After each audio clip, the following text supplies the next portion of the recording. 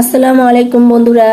এই যে চলে আসলাম আবার একটা খুবই মজাদার রেসিপি নিয়ে। সেটা হচ্ছে সন্ধ্যার একটা খুবই স্পেশাল রেসিপি। তো এর জন্য আমি নিয়ে নিয়েছি এক বাটি আটা আর এক বাটি ময়দা। তো এগুলো দিয়ে আমি একটা খুবই স্পেশাল মজাদার রেসিপি বানাবো। তো এর জন্য এই আটাটার মধ্যে আমি একটু দিয়ে দেব লবণ।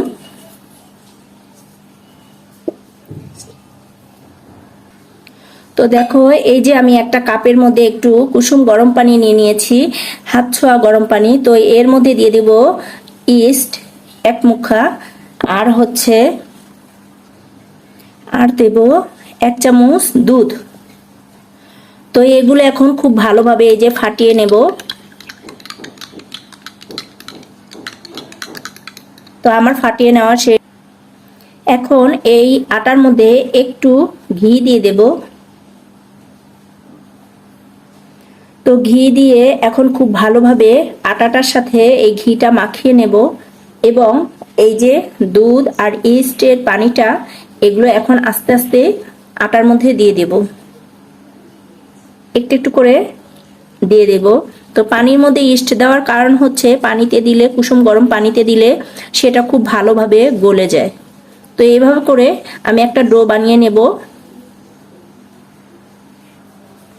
এই তো ডো বানিয়ে নিয়েছি। এর মধ্যে এখন আমি একটু তেল দেব। তেল দিয়ে খুব সুন্দরভাবে মাখিয়ে নেব, আরো ভালোভাবে মাখাবো যাতে ইস্ট আর দুধ সব একসাথে মিশে যায়। তো এভাবে করে ছানতে থাকবো।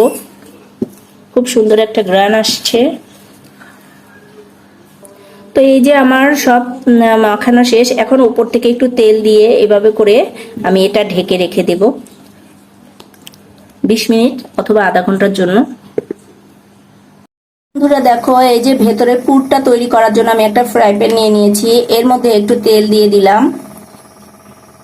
তো এরপরে দিয়ে দিব এক বাটি পেঁয়াজ। তো এই যে পেঁয়াজটাকে নরম করার জন্য আমি লবণ দিয়ে দেব। তো এরপরে দিয়ে দিব দেখো কিছু চিকেন আর আলু কিউব করে রাখছি, সেগুলো দিয়ে দেব। দিয়ে খুব ভালোভাবে নেড়ে চেড়ে নেব। এরপরে দিয়ে দেব এই যে ম্যাজিক স্বাদের মশলা, সেটা দেব। তো এরপরে দিব আদা রসুনের পেস্ট অল্প পরিমাণে। তো এখন দিয়ে দেব এক চামচ হলুদ। এরপরে দিয়ে দিব মাংসের মশলা। এগুলো সব একসাথে দিয়ে অল্প পরিমাণে একটু পানি দিয়ে দেব। এগুলো সব একসাথে দিয়ে এখন একটু নাড়াচাড়া করে নেব। সবগুলো একসাথে নেড়ে চেড়ে নিয়ে কিছুক্ষণের জন্য ঢাকা দিয়ে রেখে দেব। তো বন্ধুরা, এখন আমি একটু দেখবো হয়েছে কিনা। দেখো, খুব চমৎকার ভাবে ভেতরে পুরটা হয়ে গেছে। তো আমি এখন এটা নামিয়ে নেব। তো এই যে আটার ডোটা আবার নিয়ে নিলাম, দেখো কত সুন্দর ফুলে গেছে। তো এটা এখন আমি আরেকটু ভালোভাবে মাখিয়ে নেব। এই তো মাখানো শেষ। এটা আমি এখন দেখো দুভাগে ভাগ করে নেব। এই যে দুভাগে ভাগ করে নিয়েছি, দুটো করে ফেলছি। তো এরপরে এখন আমি এটা একটু বেলে নেব। তো দেখো, একটা পিড়ে বেলুন নিয়ে নিয়েছি। এর মধ্যে এই যে এটা একটা ডো নিয়ে নিলাম, নিয়ে এখন একটু এটা বেলে নেব। তো এখন আমি এখানে সামান্য পরিমাণে একটু আটা ছিটিয়ে নেব, দিয়ে এটা এখন একটু বেলে নেব।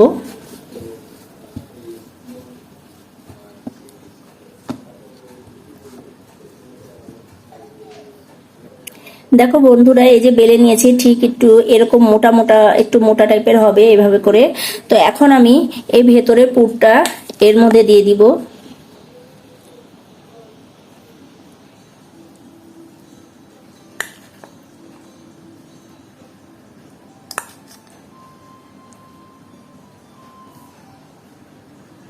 এই তো দিয়ে দিয়েছি। তো এখন আমি এটাকে টেনে নিয়ে এটার সাথে আটকে দেব, এই সাইডে আটকে দেব।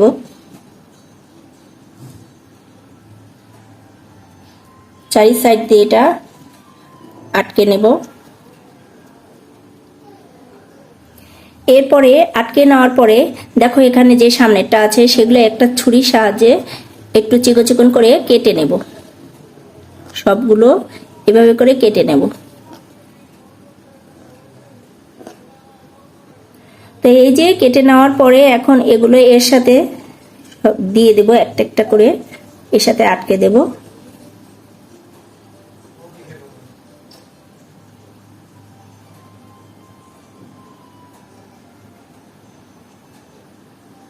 দেখো একটা কমপ্লিট হয়ে গেছে। তো আমি তোমাদের আবার একটা বানিয়ে দেখাচ্ছি। এই তো আবারও ওই মাঝখান বরাবরই পুরটা নিয়ে নিয়েছি, নিয়ে সিম্পল এই যে এভাবে করে দিয়ে দিলাম, আটকে দিলাম। সামনে মাঝখানেটা একটু চেপটে দেব। এরপরে আবার এই যে ছুরিটা দিয়ে কেটে নেব। দেখো সেই রীতিমতো এই যে একই নিয়মে এই কাটাগুলো এটার মধ্যে দিয়ে দিব।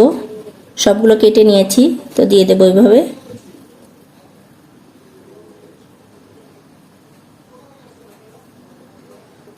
তো দেখো চমৎকারভাবে দুটো তৈরি হয়ে গেছে। এখন আমি চলে যাব চুলার কাছে ভাজতে। তো দেখো রীতিমতো আবার একটা ওই ফ্রাই প্যানটা নিয়ে নিয়েছি। তো ফ্রাই প্যান নেওয়ার পরে এই যে একটু তেল দিয়ে দিলাম অল্প।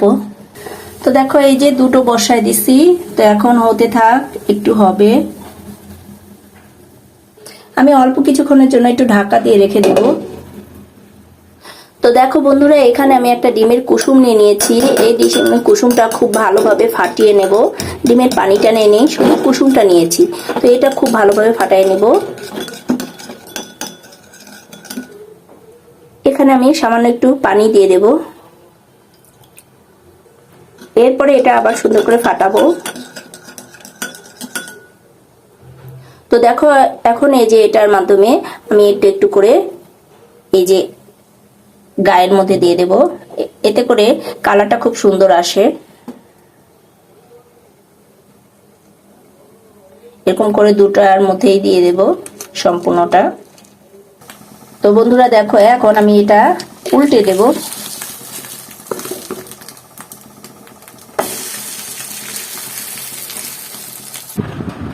তো দেখো এই যে আলহামদুলিল্লাহ তৈরি হয়ে গেছে, কত চমৎকার। আমি তোমাদের একটু কেটে দেখাই যে ভেতরটা কত সুন্দর, খুবই ইয়ামি দেখতে।